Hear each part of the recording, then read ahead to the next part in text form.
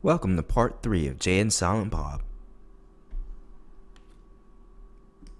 The final film that graces us with its presence before the Jay and Silent Bob reboot is Clerks 2. Clerks 2 was the cake for me. Released in 2006 and featured Jay and Silent Bob, I had to see it in theaters.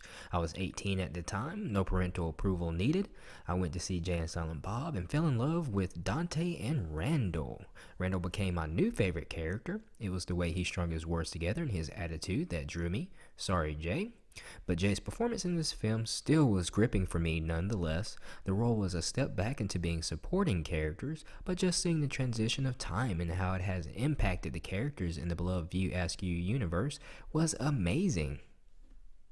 Clerks 2 opens up with Quick Stop burning down, so we get a new location, a restaurant called Movies. We get the title introduction for our two characters, the new and improved Jay and Silent Bob. Jay opens up, dancing, then opens a carbonated beverage, takes a sip, and punts the can into the air. We have Silent Bob on a wall, lighting up a cigarette, still donning the green overcoat. We then cut to them posted on the wall, contemplating their meaning in life. Jay states that sometimes he wishes he would have done a little more with his life, instead of standing in front of stores selling weed and stuff. Like being an animal doctor, cause he likes seals, or be an astronaut. He could be the first guy to find a new galaxy, or a new alien life form, and have relations with it. So people would be like, there he goes, homeboy had relations with a Martian once. They have two customers approach them to purchase some sticky icky. Jay tells Bob to play it cool, as these are their first customers since their triumphant return. Where have our guys been if they were away? We find out from Jay they were in rehab. Cops pulled him over for driving around with a deployed airbag and found 2 pounds of Jamaican lamb's wool on them, and they could have received 10 years in lockup but were given rehab instead. They learned about Jesus and the Bible in rehab and are going to allow the power of Christ to keep them clean this time around while they sell drugs to others. The next time we see our two characters, they are making another sale. They're standing next to some very large, inappropriately spray-painted words on the side of the building. Dante's fiancée walks up, sees the guys, and reads the writing on the wall. Jay looks at the writing, then looking back at her, says, "Oh, we totally do." Silent Bob seconds that motion with a head nod and a raise of the eyebrows. Dante's fiancée is played by who happens to be Kevin Smith's wife in real life. Kevin Smith is the guy who plays Silent Bob and is also the writer, director, and editor for this film. So when he gives the head nod and the eyebrows raised, he has that smug look on his face like, you know what's up. Next, we have Jay joining Randall and tormenting Elias. We come back later to Silent Bob smushing his face against the window of Movies, and Jay with his pants down but on the window.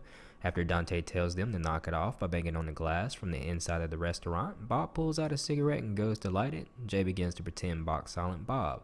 Jay says he is bored and that boredom is the first step on the road to relapse. Silent Bob obliges, throws away the cigarette, and grabs the boombox for his friend, cranks up some tunes, posts back up on the wall, and lights another cigarette. Jay hears the music, gets excited, pulls out some chapstick, begins placing it on his lips. As he is applying chapstick, he asks, "Would you F me?" "I would F me. I would F me hard." He then begins backing up and rubbing his nipples, all while wearing a Got Christ shirt. Jay and Silent Bob haven't changed much over the years. Jay is still dancing and Silent Bob is just chillaxing, always supporting his friend Jay.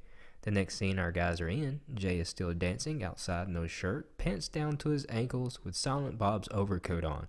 His arms are open, cross position, holding the overcoat open. He has his man junk tucked behind him. He is lost in the music, and then he closes the overcoat and begins singing. Jay just lives, man. He has no qualms about his life. He's a free mind. Jay and Silent Bob enter Movies to get their cow tipper on. Lance Dowles lets them have his food. The catch is, Randall tampered with the food before trying to give it to Lance Dowles. We get Jay saying to Silent Bob while eating and drinking the burger and drink they got from Lance that it tastes like piss and flies. Next scene with our guys, we get Rosario Dawson's character Becky on the roof of Movies attempting to get Jay's attention to turn on some tunes so she can teach Dante how to dance. At first, Jay thinks she is going to jump, so he tells her to let him get a crack at her before she does, so he can find out. Typical Jay. But Rosario Dawson's character asks him to put on something danceable, in which he puts on a song that's more suited for moshing. Silent Bob holds the boombox above head and begins to bang his head. Jay dances uncontrollably, moshing by himself. She then asks him to play something a little less demonic. He obliges and puts on some Jackson 5 ABC. Jay and Silent Bob get into the song as well and begin grooving to it. Bob does the robot, Jay does the worm. Then we get Pigtails supported by Jay and Silent Bob. They are joined by a whole ensemble of dancers getting down to the song. Later we get Jay trying to go number one behind movies. Silent Bob, of course, is right beside him. Silent Bob is smoking a cigarette and Jay tells Silent Bob to be quiet as he has trouble peeing in public.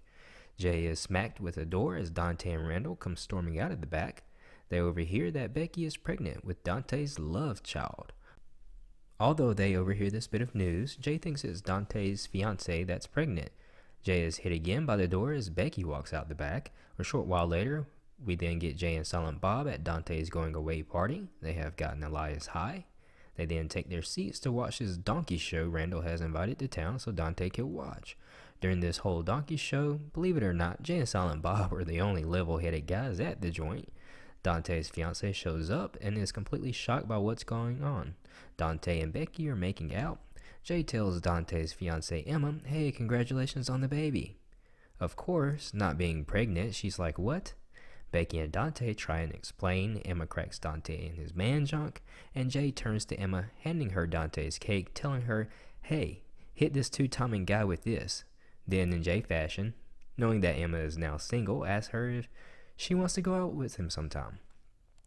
The police show up, so Jay tells Silent Bob they have to split because he's holding drugs, and they are still on probation. They end up in prison. They talk with Randall about jail bar design. They spectate to the conversation between Randall and Dante. Jay utters to them to be done with their combo and receives backlash. Jay tells Silent Bob to speak up, that's what you're here for. Silent Bob says he's got nothing. Jay says he's useless. Silent Bob tells Jay, "You don't bring anything to the table except let's get laid. Like that's the answer for everything." Randall and Dante then go back at it. Jay tells them and Silent Bob can help them achieve their dreams as they still have their movie money from Jay and Silent Bob Strike Back. Jay gives them two conditions. They have to let him and Silent Bob stand outside the store without them calling the cops. They have to have relations with each other while he and Silent Bob watches. But after advisement, he drops the second condition. We get Jay and Silent Bob posted up at their old spot as the store has been cleaned up and refurbished. Silent Bob grabs the boombox, turns on some jams, lights a cigarette. Jay hears the music and gets excited.